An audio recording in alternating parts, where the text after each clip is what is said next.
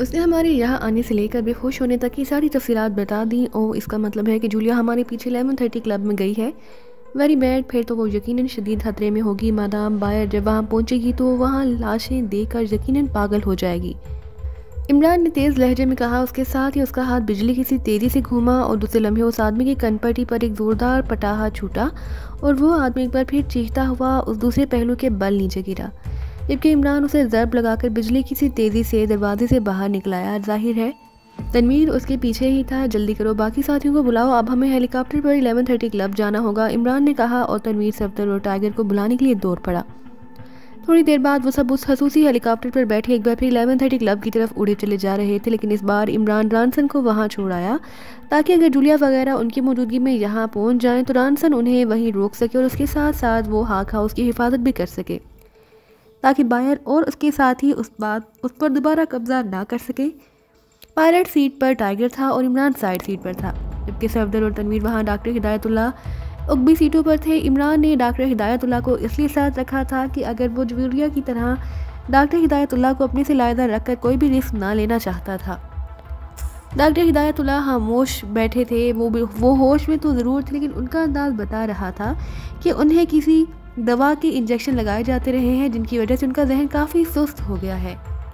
इमरान ने सोचा था कि हाक हाउस पहुंचकर वो डॉक्टर हिदायतुल्लाह को बाकायदा चेक करके उनके जहन पर छाई हुई गर्द का इलाज करेगा, लेकिन वहां जाते ही ऐसे हालात सामने आए कि इमरान को उनके इलाज की फुर्सत ही ना मिली। यही वजह थी कि डॉक्टर हिदायतुल्लाह खामोश और बेहिस्सो हरकत इस तरह बैठे थे जैसे उनका इस सारी भाग दौड़ से किसी किस्म का कोई ताल्लुक ना हो। थोड़ी देर बाद हेलीकॉप्टर 11:30 क्लब की इमारत के ऊपर पहुंच गया। इमारत के इर्द गिर्द खामोशी थी, यूँ लगता था जैसे वहाँ एक फर्द भी मौजूद ना हो। इमरान के कहने पर टाइगर ने हेलीकॉप्टर को 11:30 क्लब के पार्किंग की तरफ ले गया ताकि उसे वहां खुली जगह पर उतार सके कि अचानक क्लब से मिसाइल गन चलने की आवाज़ सुनाई, जिसके उसके साथ ही नीचे उतरते हुए हेलीकॉप्टर ने एक ज़ोरदार झटका खाया और फिर वो इस तरह नीचे ज़मीन पर गिरने लगा जैसे कोई भारी चट्टान पहाड़ की चोटी से नीचे गिरती है। और इमरान एक लम्हे के 1000वें हिस्से में समझ गया कि हेलीकॉप्टर हिट हो चुका है और अब उसे ज़मीन पर गिरकर फटने से दुनिया की कोई ताकत नहीं रोक सकती। और जाहिर है इसके बाद उनकी जिंदा बच जाने का कोई सवाल ही पैदा न होता था। उसी लम्हे खौफनाक धमाका हुआ, उसके साथ ही इमरान का जहन तारीकियों में डूबता चला गया। मादाम बायर पागलों के से अंदाज में 11:30 क्लब की इमारत की तरफ देख रही थी। उसके होंठ बीचे हुए थे। वो इस वक्त क्लब से कुछ हाथ फासले पर 0 सेक्शन की जीप में बैठी हुई थी। उसके साथ आर्नल्ड और उसके 12 साथी आए थे और जब वो जहाँ पहुंचे थे उस लम्हे रोडनी भी रॉकेट गने एक बड़ी जीप में लादे 4 अफराद के साथ वहाँ पहुंच गया। फिर आर्नल्ड के ही कहने पर बायर ने फौरी तौर पर 11:30 क्लब को रॉकेटों से तबाह करने का फैसला बदल दिया। ये तय हुआ कि आर्नल्ड एक्शन ग्रुप के अफराद और रोडनी रॉकेट गनों और अपने आदमी समेत क्लब के अंदर जाएं और वहाँ मौजूद हर शख्स को रॉकेट और गोलियों से उड़ा दें। बायर को अब डॉक्टर हिदायतुल्लाह की भी परवाह ना रही, क्योंकि अब उसकी अपनी बका खतरे में पड़ गई। चनाचे वो जीप में अकेली बैठी रह गई और आर्नल्ड और रोडनी अपने साथियों समेत क्लब में दाखिल हो गए। उन्हें अंदर गए हुए चंद मिनट गुजर चुके थे और बायर जीप में बैठी पागलों के से अंदाज में क्लब की तरफ देख रही थी कि इस रेड का क्या नतीजा निकलता है। लेकिन जब काफ़ी देर गुजर जाने के बाद अंदर से फायरिंग या रॉकेट गनों के चलने की आवाज़ें सुनाई ना दी तो उसकी बेचैनी अरूज पर पहुंच गई। वो उछल कर जीप से नीचे उतरी और दौड़ती हुई सड़क क्रॉस करके 11:30 क्लब की तरफ बढ़ने लगी। अभी वो गेट तक पहुंची ही थी कि आर्नल्ड तेजी से बाहर निकला। मादाम अंदर तो हर तरफ लाशें ही लाशें बिखरी हुई हैं। पूरा क्लब मक्तलगाह बना हुआ है। पाकिस्तानी साइंसदान के रूप में वालकर और वो पाकिस्तानी भी गायब हैं, आर्नल्ड ने मुतवख्खिश से लहजे में कहा। और वो लोग तबाही मचाकर फिर निकल गए, बायर ने दांत पीसते हुए कहा और अंदर दाखिल हो गई। वाकई वहाँ हर तरफ लाशें ही और खून फैला हुआ था। हाल में 20 के करीब लाशें पड़ी थी। थोड़ी देर बाद वो सारे क्लब में घूम चुकी थी। उसका चेहरा गुस्से की शिद्दत से मसे हो रहा था और आंखों से शोले निकल रहे थे। वो कहाँ जा सकते हैं और यकीनन यहाँ से हाक हाउस गए होंगे। वो इसलिए अपने साथियों को वहाँ छोड़ गए थे। जकलहत एक ख्याल के तहत बायर ने चीखते हुए कहा, फिर क्या हुक्म है? आर्नल्ड ने होंठ चबाते हुए कहा, रोडनी कहाँ है, उसे बुलाओ। बायर ने चीखते हुए कहा और चंद लम्हों बाद रोडनी दौड़ता हुआ उसके सामने पहुँच गया। रोडनी, तुम अपने साथियों के साथ हाक हाउस जाओ और उसे बाहर से ही उन राख्तों से उड़ा दो, फौरन बगैर कुछ सोचे उड़ा दो। अब उसके सिवा और कोई सूरत नहीं रही, जाओ। बायर ने हालत के बल चीखते हुए कहा, मादाम बवालकर जो उनके साथ है उसका क्या होगा? मैं साथ ना चला जाऊं? आर्नल्ड ने कहा, नहीं, तुम अपने साथियों समेत यहीं रुकोगे। जाओ रोडनी और फिर वापस आकर मुझे इत्तला दो कि वहाँ से तुम्हें कितनी लाशें दस्तयाब हुई। वालकर मरता है तो मरने दो, उसकी खातिर अब मजीद रिस्क नहीं लिया जा सकता, बायर ने तेज लहजे में कहा। यस मादाम, रोडनी ने कहा और बैरूनी दरवाजे की तरफ दौड़ पड़ा। मैं दफ्तर में बैठी हूँ, मैं अब बुरी तरह थक गई हूँ, मेरा दिमाग अब फटने के करीब है। अभी शुक्र है कि हमने वालकर वाला काम कर दिया, वरना सब कुछ हाथ से निकल जाता। तुम ख्याल रखना कहीं ये लोग दोबारा ना आ जाएं। रोडनी की जाने के बाद बायर ने आर्नल्ड से कहा। फिर दौड़ती हुई वो एक साइड में बने हुए दफ्तर की ओर बढ़ गई। उसके चेहरे की कैफियत बता रही थी कि वो ज़हनी तौर पर इस वक्त पागलपन के करीब पहुंच चुकी है। दफ्तर में पहुंचकर वो इस तरह एक सोफे पर ढेर हो गई जैसे उसके जिस्म से रूह निकल गई हो। उसकी आंखें बंद हो गई और वो लंबे लंबे सांस लेने लग गई। उसे इस हालत में पड़े हुए ज़्यादा से ज़्यादा 10-15 मिनट ही हुए होंगे कि उसे बाहर से फायरिंग और बम धमाकों की आवाज़ें सुनाई देने लगी और वो बेएहतियार उछलकर खड़ी हो गई। धमाके शदीद होते जा रहे थे। वो तेज़ी से दरवाजे की तरफ बढ़ी ही थी कि यकला दरवाजे के बाहर एक खौफनाक धमाका हुआ और उसके साथ ही लोहे का भारी दरवाज़ा उड़कर उसके ऊपर गिरा और बायर को यूँ महसूस हुआ जैसे उसके जहन और जिस्म पर किसी ने पूरा पहाड़ गिरा दिया हो। उसने लाशौरी तौर पर उठने की कोशिश की, लेकिन दरवाजे की जर्द से उसके जहन के अंदर रक्स करते हुए रंग बिरंगे सितारे यकला तारीकी में डूब गए। फिर जैसे घूप अंधेरे में जुगनू चमकता है, इस तरह उसके जहन में रोशनी की किरण फूटी और उसे सर में और जिस्म में शदीद तरीन दर्द की लहरें सी दौड़ती महसूस हुई। उसने बेएहतियात चीखते हुए आंखें खोल दी। इमरान और उसके साथी कहाँ हैं? उसी लम्हे एक चीखती हुई आवाज़ सुनाई थी और उसके साथ ही बायर पूरी तरह होश में आ गई। दूसरे लम्हे उसका जहन भग से उड़ गया क्योंकि उसके सामने इमरान की साथी लड़की जूलिया खड़ी थी, जिसे वो जूलियट और उसके साथी समेत हाक हाउस में बंधा हुआ छोड़ आई थी। 0 सेक्शन के फ्रांसों को उनकी हलाकत का हुक्म दे आई थी और अब वही जूलिया सही सलामत उसके सामने खड़ी थी। बायर का जिस्म कुर्सी से बंधा हुआ था। बोलो, कहाँ है इमरान? बोलो, जूलिया ने चीखते हुए कहा और उसके साथ उसका बाजू घुमा और बायर को यूं महसूस हुआ जैसे उसका एक जबड़ा टूट गया हो। उसके हलक से बेएहतियात चीख निकल गई और दूसरे लम्हे दूसरे जबड़े पर वही कयामत टूट पड़ी और बायर का जहन एक बार फिर अंधेरे में डूबने लगा। लेकिन दूसरे लम्हे उसके जहन को झटका लगा और डूबता हुआ जहन एक बार फिर होशियार हो गया। उसका चेहरा ऊपर को उठा हुआ था। जूलिया उसके बाल पकड़े हुए थी। मुझे नहीं मालूम, वो हमारे यहाँ पहुँचने से पहले ही तबाही फैलाकर निकल गया है, बायर ने दर्द की शिद्दत से कराहते हुए कहा और जूलिया ने एक झटके से उसके बाल छोड़ दिए निकल गया था और कहीं वो वापस हाक हाउस ना गया हो, जूलिया ने होंठ चबाते हुए कहा और उसी लम्हे जूलियट अंदर दाखिल हुई। इमरान का पता चला जूलिया? जूलियट ने अंदर आते हुए कहा। ये कह रही थी कि वो उसके यहाँ पहुँचने से पहले ही निकल गया है। उसके साथियों का क्या हुआ? और सारी तलाशी ले ली है तुमने? जूलिया ने मुड़कर जूलियट से मुखातिब होकर कहा। सिर्फ उस आर्नल्ड ने शदीद जदोजहद की है और हमारे तीनों साथियों से हलाक करते हुए मारे गए हैं। बहरहाल वो अब मर चुका है। अल्फ्रेड सारी अमानत घूम चुका है। इमरान और उसके साथी मौजूद नहीं, जूलियट ने कहा। तुमने आर्नल्ड और उसके एक्शन ग्रुप को मार दिया है? नहीं, ये नामुमकिन है। वो लोग इतनी आसानी से नहीं मर सकते, बायर ने बेएहतियात चीखते हुए कहा। वो सब हाल में बैठे हुए शराब पीने में मसरूफ थे, इसलिए संभलने से पहले ही मारे गए। सिर्फ एक आदमी ने हम पर फायर खोला और फिर वो नीचे भाग गया। वो आर्नल्ड होगा, जूलियट ने होंठ चबाते हुए कहा। तुम्हें कैसे मालूम हुआ कि मैं यहाँ हूँ? बायर ने होंठ चबाते हुए कहा। एक मरते हुए आदमी ने बताया था, जूलिया ने होंठ चबाते हुए कहा। फ्रांसी ने तो बताया था कि उसने रोडी को कहकर रॉकेट गन्ने मंगवाई थी, लेकिन यहाँ ना ही कहीं रोडी नजर आ रहा है और ना रॉकेट गन्ने।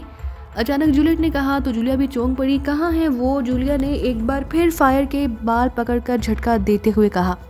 वो हाक हाउस को तबाह करने गए हैं। बायर के हलक से दर्द की लहर के साथ ही खुद बहुत अल्फाज निकल गए। और तो तुमने इसलिए हाक हाउस को उड़ाने का हुक्म दिया कि इमरान और उसके साथ ही वहाँ गए हैं?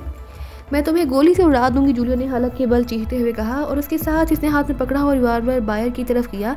मत मारो, मत मारो, मुझे मत मारो, बायर ने जूलिया का सर्द मोहराना अंदाज देखते ही चीख कर कहा। फिर उससे पहले कि जूलिया फायर करती एक आदमी चीखता हुआ अंदर आया।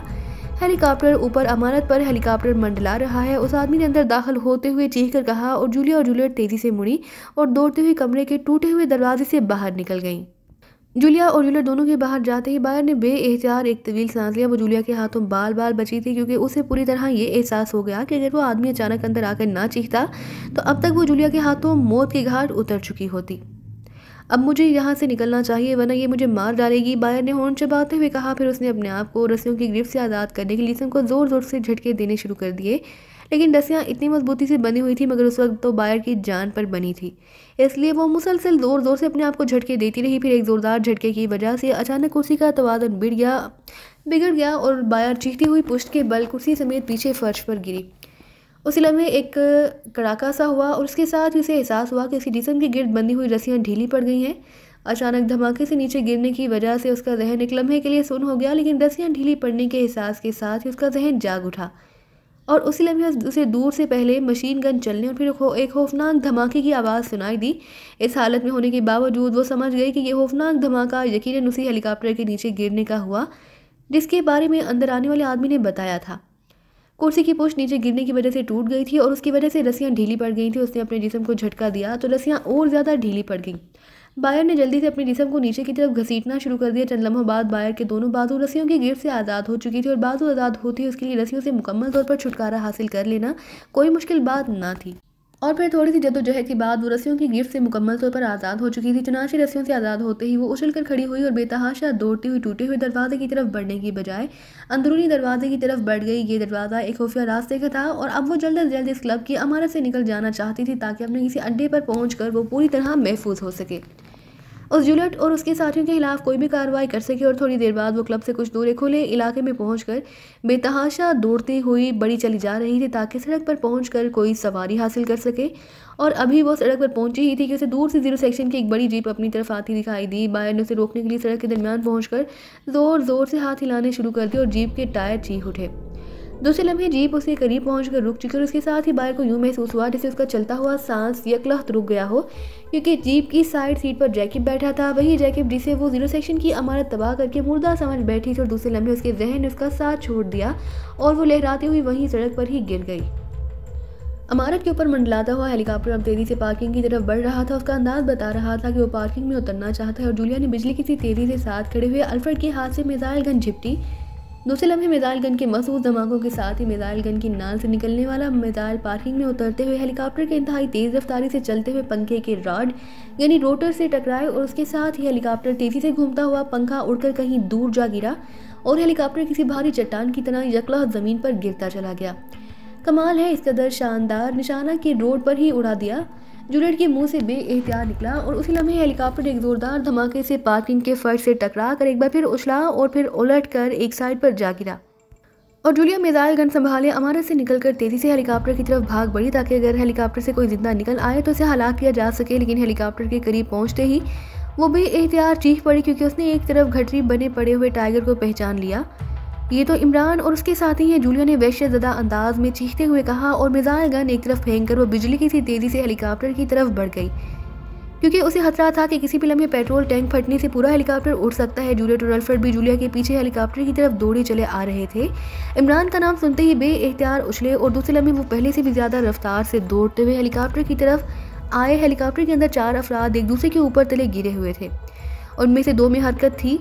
ये तनवीर और सफदर थे। जूलिया ने सबसे पहले इमरान को, जो सीट के आगे गिरा हुआ था, उसके सर से खून बह रहा था, बाहर खींचा। चूंकि वो उसे उठा ना सकती थी इसलिए अल्फ्रेड ने उसका हाथ बटाया और वो इमरान को उठाए तेजी से दूर भागते चले गए। जबकि जूलियट ने इस दौरान तनवीर को, जो अब उठकर बैठ चुका था, बाजू से पकड़कर बाहर निकलने में मदद दी। अल्फ्रेड इमरान को लटाकर दोबारा हेलीकॉप्टर की तरफ बढ़ा और चंद ही लम्हों बाद उसने सफदर को, जो अब खुद ही हेलीकॉप्टर से बाहर निकलने की कोशिश में मसरूफ था, मदद देकर नीचे उतारा। और सबसे आखिर में उसे अंदर मौजूद डॉक्टर हिदायतुल्लाह को, जो सर पर चोट लगने से बेहोश पड़े थे, बाहर खींचा। फिर उसे कांधे पर उठाए एक तरफ को भाग बढ़ा और इस दौरान इमरान को होश में लाने की कोशिशों में मसरूफ थी, जबकि जूलियट एक तरफ गठरी बने पड़े टाइगर को घसीटकर हेलीकॉप्टर से दूर ले गई। हेलीकॉप्टर में से तेल बहकर पार्किंग की नहरवान सतह पर इस तरह बह रहा था जैसे कोई छोटा सा नाला बहता है। शायद यही वजह थी कि पेट्रोल टैंकी में आग ना लग सकी कि उसका टैंक टूट जाने की वजह से उसका पेट्रोल बह निकला, वरना शायद इमरान और उसके साथियों को इतनी आसानी से ना बचाया जा सकता था। सफदर और तनवीर वहाँ बैठे इस तरह झूम रहे थे जैसे कवाली में किसी साहिबे दिल को याद आ जाता है। दरअसल चोट लगने की वजह से उनका जहन अभी तक पूरी तरह उनके कंट्रोल में ना आ रहा था।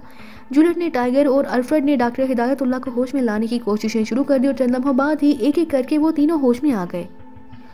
इस कदर खौफनाक धमाके के बावजूद हम बच गए हैं, पता नहीं कैसी ढीठ मिट्टी से अल्लाह ताला ने बनाया है। इमरान ने होश में आते ही इधर उधर देखते हुए कहा और फिर वो एक झटके से उठकर बैठ गया। लेटे रहो, तुम शदीद जख्मी हो। अब मुझे क्या मालूम था कि हेलीकॉप्टर में तुम हो। अगर तुम्हें कुछ हो जाता तो मैं अपने आप को ज़िंदगी भर माफ़ ना करती। जूलिया ने इंतहाई जज्बाती लहजे में कहा, यानी अपने आप को मुसलसल हैरात देती रहती। वाह, इसे कहते हैं अंधा बांटे रेवड़ियाँ और बार बार अपने को ही दे। हैरात का सवाब भी मिलता रहेगा और रकम भी अपनी ही जेब में रहेगी। इमरान ने सर को झटका देकर मुस्कुराते हुए कहा, हैरात क्या मतलब? जूलिया ने चौंक कर पूछा, जब अपने आप को माफ़ ना करोगी तो जाहिर है हैरात देती ही रहोगी। इमरान ने मुस्कुराते हुए कहा और जूलिया इस बार बेइख्तियार हंस पड़ी। फिर उससे पहले कि जूलिया की कोई बात होती, अचानक 3 जीपें तेज़ी से कंपाउंड गेट में दाखिल हुई और दूसरे लम्हे वो उनके ना सिर्फ सिरों पर पहुंच गई बल्कि उनमें से 20 से करीब मशीन गनों से मुसल्लह अफराद तेज़ी से उनके गिर्द फैलते चले गए। जैकब, तुम हो यहाँ? जूलियट ने एक रीछनुमा आदमी को देखते ही इंतहाई हैरत भरे लहजे में कहा, हाँ, और सुनो, तुम सब अपने हाथ ऊंचे कर लो वरना मैं फायर खोल दूंगा। जैकब ने इंतहाई सख्त लहजे में कहा, भाई हम तो जख्मी हैं, अगर इजाज़त दो तो हाथ की बजाय सर ऊंचा कर लें। इमरान ने उठकर बैठते हुए कहा, लेकिन उसने लहजा रचमन वाला ही रखा था। मैं कहता हूँ हाथ उठा दो वरना मैं फायर खोल दूंगा। जैकब ने इंतहाई उसीले लहजे में चीखते हुए कहा। उसके साथ इसके साथियों ने भी इस तरह गन्नी सीधी कर ली जैसे वो एक लम्हे में उन सबको गोलियों से भून डालेंगे। और इमरान ने एक तवील सांस लेते हुए बैठे बैठे दोनों हाथ ऊपर उठा लिए। इन सबको हथकड़ियां डाल दो, जल्दी करो, जो मज़ाहमत करे उसे गोलियों से उड़ा देना। जैकब ने चीखते हुए कहा, जैकब ये तुम क्या कह रहे हो? खामोश रहो, जैकब ने उसे बुरी तरह झिड़कते हुए कहा। फिर उन सबके हाथ उकब में करके इंतहाई तेज रफ्तारी से उन सबको क्लिप हथकड़ियां पहना दी गईं। जूलियट का चेहरा गुस्से की शिद्दत से बुरी तरह तमतमा रहा था। चलो उन्हें जीपों में सवार कराओ, जल्दी करो, मैं 11:30 क्लब का चक्कर लगा कर आता हूँ, शायद वहाँ उस बायर का कोई आदमी जिंदा मौजूद हो। जैकब ने अपने साथियों से कहा और दूसरे लम्हे वो तेजी से दौड़ता हुआ मेन गेट की तरफ बढ़ता चला गया। इमरान और उसके साथियों को एक खुली जीप में चढ़ा दिया गया और जीप पर चढ़ते ही वो सब ये देखकर बेइख्तियार चौंक पड़े कि अंदर जीप के फर्श पर बायर भी बेहोश पड़ी थी और बेहोशी के बावजूद उसके हाथ भी उकब में करके हथकड़ी से बांध दिए गए थे। और ये बायर और जहाँ जीप में, ये तो अंदर दफ्तर में बंधी हुई थी। जूलियट ने होंठ चबाते हुए कहा, लेकिन जाहिर है कोई तो उसका जवाब ना दे सकता था। वो फ्रांस तो बता रहा था कि जैकब 0 सेक्शन की इमारत के अंदर ही खत्म हो गया, फिर ये जिंदा कैसे हो गया? अल्फ्रेड ने जूलियट से मुखातिब होकर कहा, पता नहीं। वैसे जैकब का बदला हुआ रवैया बता रहा है कि ये खुद को हाक का चीफ बनने का फैसला कर चुका है। जूलियट ने होंठ चबाते हुए कहा, इन साहब का पूरा तारुफ कराओ। इमरान ने जूलियट से मुखातिब होकर कहा और जूलियट ने उसे बताया कि किस तरह वो उससे शादी का ख्वाहिशमंद था, लेकिन उसने इनकार कर दिया। फिर उसने बायर के मुकाबले में आकर उसे शादी की पेशकश की, मगर उसने पेशकश शादी की शर्त लगा दी जैसे उसे कबूल ना किया और इस तरह मामला ख़त्म हो गया। उसके बाद इत्तला मिली कि उसने अपने ग्रुप समेत बायर के खिलाफ बगावत कर दी और 0 सेक्शन पर कब्जा कर लिया है। फिर बायर के आदमी फ्रांसो से इत्तला मिली कि बायर ने 11:30 क्लब के एक्शन ग्रुप की मदद से पहले जैकब के हाथ अड्डे ड्रैगन क्लब को राकेटों और बमों से उड़ा दिया। फिर 0 सेक्शन का भी यही हशर किया और चूंकि 0 सेक्शन की इमारत के अंदर मौजूद था इसलिए ये भी हलाक हो गया, लेकिन ये अब यहाँ जिंदा सलामत नजर आ रहा है। जूलियट ने मुख्तसर लफ्ज़ों में सारी बात बताते हुए कहा, क्या तुम वाकई इस जैकब से शादी करना चाहती हो? इमरान ने गौर से जूलियट की तरफ देखते हुए कहा, तुम्हें मैंने पहले बताया है कि अल्फ्रेड मेरा मंगेतर है, जैकब को तो मैं सिर्फ इस्तेमाल करना चाहती थी, मैं भला उस रीछ से कैसे शादी कर सकती हूँ? जूलियट ने जल्दी से कहा तो इमरान हंस पड़ा। फिर उससे पहले कि इमरान कुछ कहता, उसने जैकब को मेन गेट से बाहर निकलकर आगे खड़ी जीपों की तरफ दौड़ कर आते देखा। उसी लम्हे उनकी खुली जीप के अंदर दोनों इतराफ में खड़े 4 मुसल्लह अफराद दौड़ते हुए करीब आए और जीप पर चढ़कर साइडों में खड़े हो गए, जबकि एक आदमी उछलकर ड्राइविंग सीट पर बैठ गया। उसके साथ ही आगे वाली जीपें हरकत में आईं और फिर वो तेजी से घूमकर कंपाउंड गेट की तरफ बढ़ने लगी। उनकी जीप भी इनके पीछे ही चल पड़ी और थोड़ी देर बाद वो सड़क पर दौड़ रही थी। क्या अब हाक तंजीम का चीफ जैकब बन चुका है? जूलियट ने जीप में खड़े एक आदमी से मुखातिब होकर कहा, खामोश रहो वरना गोली मार दूंगा। उस आदमी ने इंतहाई सख्त और सर्द लहजे में कहा और जूलियट का चेहरा गुस्से की शिद्दत से तमतमा उठा। मजबूरी है मिस जूलियट, रीछ के बच्चे तो ऐसे ही बोलेंगे। इमरान ने मुस्कुराते हुए जूलियट से मुखातिब होकर कहा और जूलियट ने ना जाने रीछ के अल्फाज से क्या समझा कि बेइख्तियार उसने शर्मा कर मुंह दूसरी तरफ कर लिया। जूलियट मगरबी लड़की होने के बावजूद इमरान के इस फिक्रे पर किसी मशरकी लड़की की तरह शर्मा गई और इमरान उसके इस अंदाज पर बेइख्तियार मुस्कुरा दिया। जीपें तेजी से मुख्तलिफ सड़कों पर दौड़ती हुई एक सफ़ेद रंग की बड़ी सी इमारत के गेट में दाखिल हो गई। और मानशर क्लब को उसने अब अड्डा बना लिया है, जूलियट ने होंठ चबाते हुए कहा, लेकिन किसी ने उसकी बात का जवाब ना दिया। जीपें इमारत के बड़े पोर्च में पहुंचकर रुक गईं। फिर उन्हें नीचे उतारकर एक बड़े हाल कमरे में पहुंचा दिया गया, जहां एक दीवार से कुछ आगे काफ़ी कुर्सियां रखी हुई थी और उन्हें उन कुर्सियों पर बैठने के लिए कहा गया। उन कुर्सियों से काफ़ी फासले पर सामने के रुख पर 6 कुर्सियां और भी पड़ी थी और 4 मुसल्लह अफराद वहां रुक गए। चंद लम्हा बाद दरवाज़ा खुला और उन्होंने बायर को अंदर आते देखा। बायर के भी दोनों हाथ उकब में थे और वो इस तरह चल रही थी जैसे उसे ज़बरदस्ती चलने पर मजबूर किया गया हो। उसके साथ आने वाले मुसल्लह आदमी ने उसे बाजू से थामा हुआ था और वो उसे घसीटता हुआ ले आ रहा था। फिर उसे एक खाली कुर्सी पर बिठा दिया गया। चंद लम्हों बाद 4 और अफराद भी इसी तरह बंधे हुए अंदर लाए गए और उन्हें भी कुर्सियों पर बिठा दिया गया। उनमें रानसन भी था और फ्रांसो भी। फिर बायर और दूसरे लोगों को लाने वाले अफराद भी वापस चले गए। तुम लोग क्या करना चाहते हो? यकलहत बायर ने हलक के बल चीखते हुए कहा तो एक मुसल्लह आदमी ने आगे बढ़कर पूरी कुव्वत से बायर के गाल पर जोरदार थप्पड़ जड़ दिया और बायर चीखती हुई खामोश हो गई। अब अगर आवाज़ निकाली तो गोली से उड़ा दूंगा, थप्पड़ मारने वाले ने गराते हुए कहा और बायर ने होंठ बींच लिए। अब इन कुर्सियों पर एक साइड पर इमरान, उसके साथ ही जूलियट और अल्फ्रेड बैठे थे, जबकि दूसरी साइड पर बायर और उसके साथ आने वाले 4 अफराद को बिठाया गया था। वो 4 मुसल्लह अफराद अब दरवाजे के साथ दीवार की तरफ पुश करके खड़े हो गए और उसके साथ ही इमरान ने अपने आप को इस क्लिप हथकड़ी से आज़ाद कराने की कोशिश शुरू कर दी। जीप में चूंकि मुसल्लह अफराद उसके उकब में मौजूद थे इसलिए उसने हथकड़ी खोलने की कोशिश ही ना की और अब यहाँ भी उसे इसलिए मौका मिल गया कि 4 मुसल्लह अफराद उसके आगे मौजूद थे, उकब में कोई ना था। उसी लम्हे दरवाज़ा एक बार फिर खुला और 6 अफराद अंदर दाखिल हुए। उनमें वो जैकी भी था जो उन्हें यहाँ ले आया था और वेपन हाउस का इंचार्ज रोडनी भी था। ये हाक तंजीम के चीफ जस्टिस हैं। जूलियट ने कमेंट्री के इसी अंदाज में इमरान से कहा और इमरान ने इस बात में सर हिला दिया। वो अब क्लिप दबाकर हथकड़ी खोल लेने में कामयाब हो चुका था, लेकिन उसने बात उसी तरह हुक्म में ही रखी। अलबत्ता अब हथकड़ी उसने हाथ में पकड़ी हुई थी। जैकब समेत वो 6 अफराद आकर उनके सामने रखी हुई कुर्सियों पर बैठ गए।